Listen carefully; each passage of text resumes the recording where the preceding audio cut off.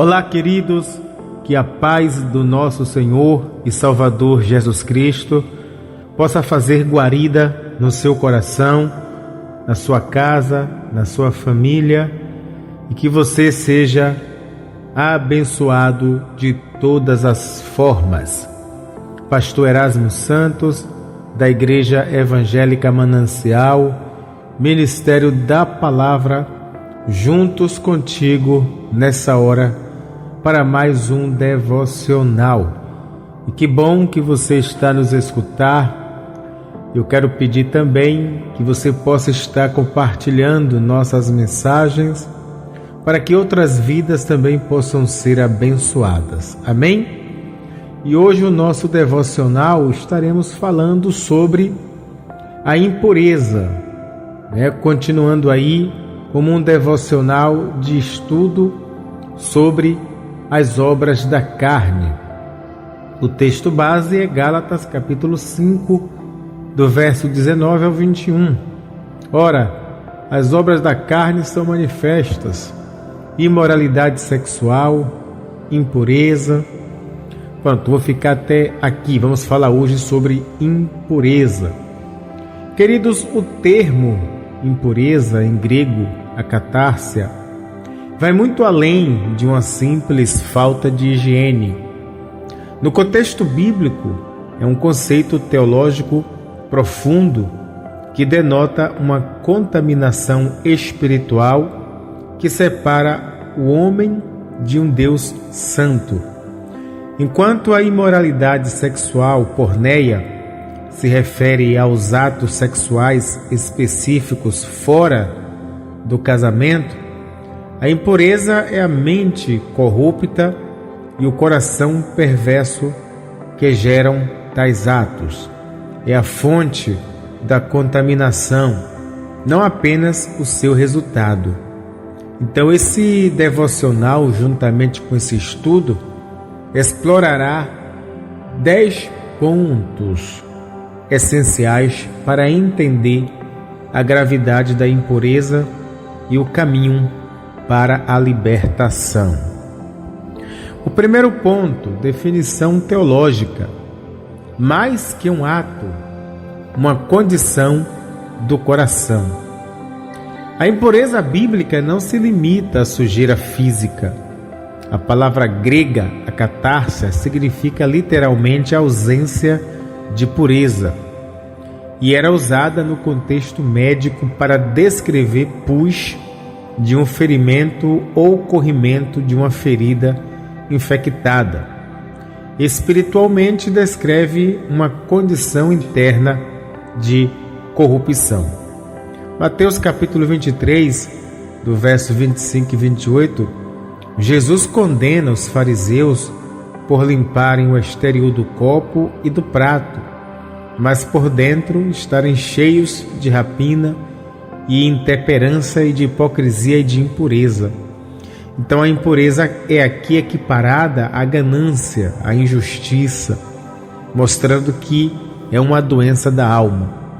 Marcos capítulo 7, do verso 20 ao 23, Jesus declara: do interior do coração dos homens vêm os maus pensamentos, as imoralidades sexuais, os roubos, os homicídios, os adultérios, a cobiça, as maldades, o dolo, a libertinagem, a inveja, a blasfêmia, a arrogância e a loucura. Então, todos esses males vêm de dentro e tornam o homem impuro. Então, este é o texto definitivo. A impureza é a fonte interna de toda conduta pecaminosa. Então, a impureza é a matriz do pecado.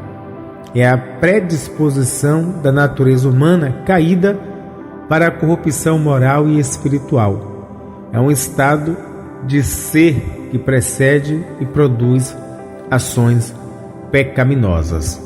Segundo ponto, a impureza como rejeição da santidade de Deus. Então, o conceito de pureza, impureza, é central no Antigo Testamento, porque define a separação absoluta entre o Deus Santo e o homem pecador. A impureza tornava uma pessoa incapaz de aproximar-se da presença de Deus no tabernáculo ou no templo. Então, em 1 Tessalonicenses, capítulo 4, verso 7, pois Deus não nos chamou para a impureza, mas para a santidade. Então, este versículo estabelece um contraste direto. A vida em Cristo é um chamado para sair do reino da impureza e entrar no reino da santidade. Então, praticar a impureza é, portanto, uma rejeição direta do chamado e da natureza de Deus. Levítico, capítulo 11, do verso 44 e 45, diz: portanto, santifiquem-se e sejam santos, porque eu sou santo. Então, a base da ética do Antigo Testamento é a imitação do caráter de Deus. A impureza é uma violação dessa identidade sagrada que Deus deseja para o seu povo. Então, a impureza não é um pecado menor, é uma afronta à natureza santa de Deus. Ela nega a verdade fundamental de que fomos criados à sua imagem e redimimos para refletir a sua glória. Terceiro ponto, a manifestação no pensamento, a semente da ação. Então, antes de se manifestar em ação, a impureza habita na mente. É na esfera dos pensamentos, imaginações e desejos secretos que a impureza encontra o seu primeiro terreno fértil. Romanos 1, 24 diz: por isso Deus os entregou à impureza sexual, segundo os desejos pecaminosos dos seus corações, para degradar os seus corpos entre si. Então, note que a progressão. Então, primeiro os desejos impuros do coração, então Deus os entrega à ação. Então, a impureza mental é o primeiro estágio do juízo divino. Segundo Coríntios 10, 5, levamos cativo todo pensamento para torná-lo obediente a Cristo. Então, a batalha contra a impureza é, em grande parte, uma batalha pela mente. Pensamentos não são neutros, são campos de batalha espiritual. E um cristão não pode se considerar puro apenas por não cometer atos impuros. Então, a pureza bíblica exige a vigilância e o cativeiro dos pensamentos, dos sonhos e fantasias, a obediência de Cristo. Quarto ponto, a conexão com a idolatria, a adoração distorcida. Então, no pensamento paulino, a impureza e a idolatria estão intrinsecamente ligadas. A idolatria é trocar a glória do Deus incorruptível por imagem de coisas criadas. A impureza sexual e moral é a consequência natural dessa troca. Por isso que em Efésios capítulo 5, verso 5 está escrito: porque vocês podem estar certos disto, nenhum imoral ou impuro ou avarento, que a idolatria tem herança no reino de Cristo e de Deus. Então Paulo equipara o avarento, cujo Deus é o dinheiro, e o impuro, cujo Deus é o prazer, a um idólatra. Então a impureza é uma forma de idolatria do eu e dos seus desejos. Colossenses 3,5 fala: façam, pois, morrer tudo que pertence à natureza terrestre de vocês: imoralidade sexual, impureza, paixão, lascívia, desejos maus e a avareza, que é a idolatria. Então, novamente, o desejo impuro, é listado ao lado da avareza, e ambas são caracterizadas como idolatria. Então, a impureza não é um pecado isolado, é um sistema de um coração que adora a criatura em vez do Criador. É colocar o prazer, o desejo, a autogratificação no lugar que pertence somente a Deus. Quinto ponto, as consequências espirituais. separação de Deus. Então a impureza não é um pecado sem consequências. A Bíblia é clara e severa ao afirmar que uma vida caracterizada pela impureza, não uma queda momentânea, mas um estilo de vida não arrependido, resulta em exclusão do reino de Deus. Gálatas capítulo 5, do verso 19 ao 21. A lista é terminante. Os que praticam essas coisas não herdarão o reino de Deus. Então a impureza é uma obra da carne que impede a entrada na vida eterna. Então, 1 Coríntios capítulo 6, verso 9 e 10 diz: não se deixe enganar, nem os imorais, nem os idólatras, nem os adúlteros, nem os homossexuais, passivos ou ativos, herdarão o reino de Deus. Então a impureza em suas diversas formas sexuais também é incluída aqui. Então a impureza não é um pecadinho, é uma barreira espiritual que, se não for tratada pelo arrependimento e pelo sangue de Cristo, leva à condenação eterna. Ela corrompe a pessoa a ponto de torná-la incompatível com a santidade de Deus. Sexto ponto, a impureza na era digital, uma ameaça amplificada. Nunca, queridos, na história, a tentação para a impureza foi tão acessível, barata e também anônima. A pornografia, os relacionamentos virtuais adulterinos, o conteúdo sensacionalista, o violento e a cultura que banaliza a sexualidade são ferramentas poderosas da carne e também do diabo para escravizar mentes e corações. Mateus 5, 28 deixa claro o que Jesus falou: eu, porém, lhe digo que ao olhar para uma mulher e desejá-la, já cometeu adultério com ela em seu coração. Então este versículo condena diretamente o consumo de pornografia, que é a industrialização da luxúria e também da pureza mental. Jó 31, verso 1, está escrito: fiz uma aliança com os meus olhos, como então poderia olhar uma cobiça para uma virgem? Jó praticava a vigilância proativa, queridos. E na era digital, fazer uma aliança com os olhos é uma necessidade espiritual não negociável, envolvendo filtros, prestação de contas e disciplina radical. Então a batalha contra a impureza hoje exige uma estratégia específica para o mundo digital. A passividade diante das telas é um convite para a derrota. É necessária uma postura ativa de guardar o coração e também os olhos. Sétimo ponto, o caminho da libertação, o Espírito Santo e a morte da carne. A solução, querido, para a impureza não é a simples repreensão ou a autoajuda. A carne, que representa a natureza pecaminosa, só pode ser mortificada pelo poder do Espírito Santo que habita no crente. Então, por isso que Gálatas 5,16 diz: por isso digo, vivam pelo Espírito, e de modo nenhum satisfarão os desejos da carne. Então a vitória é paradoxal.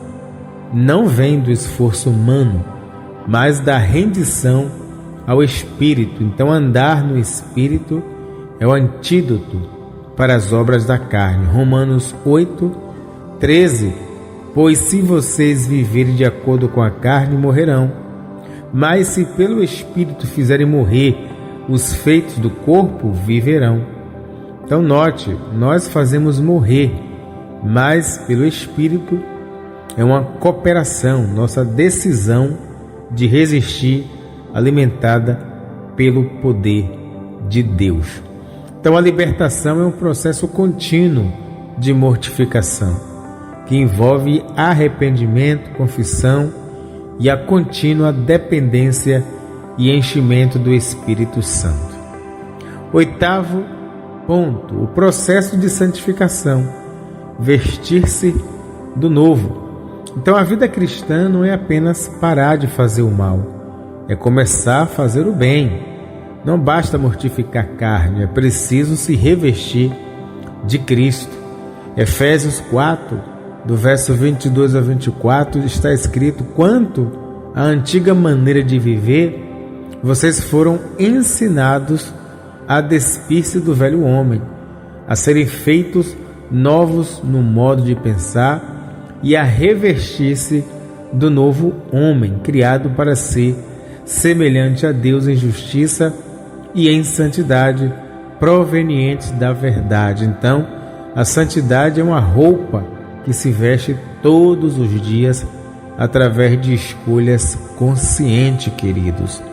Então, Filipenses 4:8 está escrito: finalmente, irmãos, tudo que for verdadeiro, tudo que for nobre, tudo que for correto, tudo que for puro, tudo que for amável, tudo de boa fama, se houver algo de excelente ou digno de louvor, pensem nessas coisas. A pureza, querido, é cultivada ao alimentar a mente com o que é oposto à impureza. Então, nesse caso, vencer a impureza requer uma troca ativa. Substituir os desejos impuros por um amor maior por Cristo, por sua palavra, sua santidade e também o seu propósito. 9º ponto, a comunidade como prestação de contas e aconselhamento. Então, a impureza prospera no segredo e no isolamento.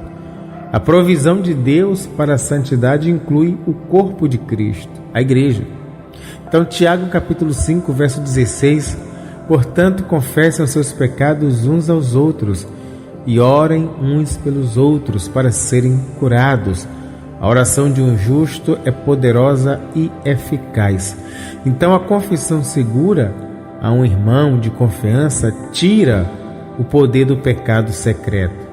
Eclesiastes capítulo 4, do verso 9 ao 10, está escrito: melhor é serem dois do que um. Se um cair, o amigo pode ajudá-lo a levantar-se. Mais pobre do que cai sozinho e não tem quem o ajude a levantar-se. Então, a batalha contra a impureza raramente, queridos, é vencida sozinho. É preciso ter um companheiro na batalha para orar, para encorajar, para questionar. Então, a humildade para se abrir e buscar ajuda é um sinal de força espiritual, não de fraqueza. Então, a comunidade da fé é um instrumento crucial de Deus para a restauração e também para a santidade. E o 10º ponto, a graça restauradora, o arrependimento e também perdão. Então, mesmo o crente mais sincero, ele pode sim cair na armadilha da impureza. Então, a mensagem do Evangelho não é de condenação para os que caem, mas de graça restauradora para os que se arrependem. Então, 1 João capítulo 1, verso 9: se confessarmos os nossos pecados, Ele é fiel e justo para perdoar os nossos pecados e nos purificar de toda injustiça. Então, note a promessa: não apenas perdão, mas purificação. Então, Deus não apenas apaga a dívida, mas lava a mancha. João capítulo 8, do verso 10 e 11, Jesus disse à mulher adúltera: onde estão seus acusadores? Nem eu a condeno, então vá e abandone sua vida de pecado. Então, Jesus oferece perdão imediato, mas também uma ordem clara: pare de pecar. Então, a graça é libertadora e também transformadora. Então, concluindo, nenhum grau de impureza está além do alcance do sangue de Jesus.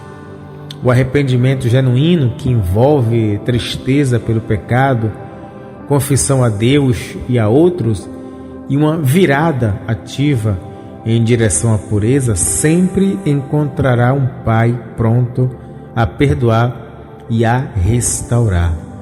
Então, queridos, a impureza é uma obra séria e insidiosa da carne, que contamina o coração, a mente e também as ações.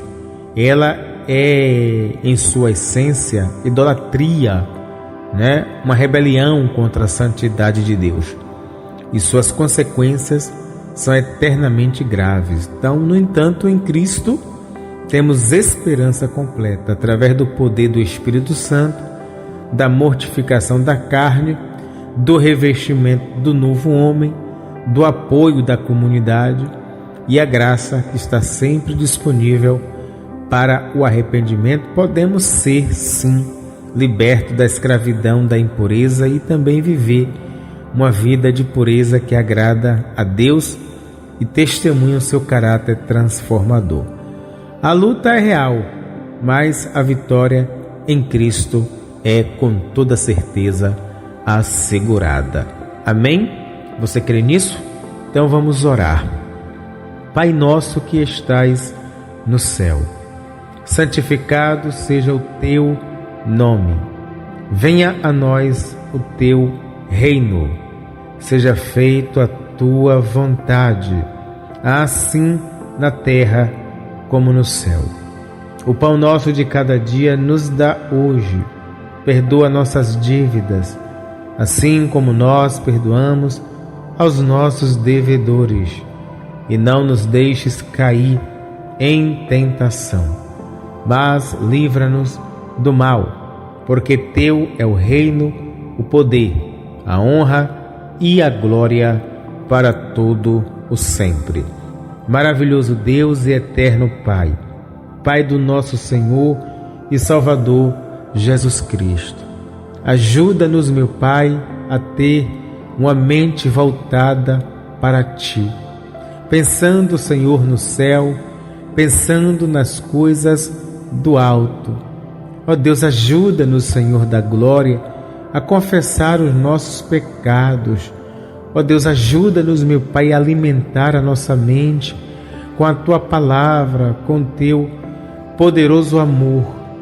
Pai, que nós possamos todos os dias, Senhor, ter uma mente limpa, uma consciência sã, sabendo, meu Pai, que o Senhor é aquele que opera em nossa vida, tanto querer quanto efetuar. Que possamos, meu Deus, fitar os nossos olhos para o Senhor, porque é do Senhor que vem o nosso socorro. Queremos glorificar o Teu nome e bendizer a Tua santidade. Nós oramos e acreditamos em nome do Pai, em nome do Filho e em nome do Espírito Santo de Deus. Seja você, meu querido, mais que um abençoado.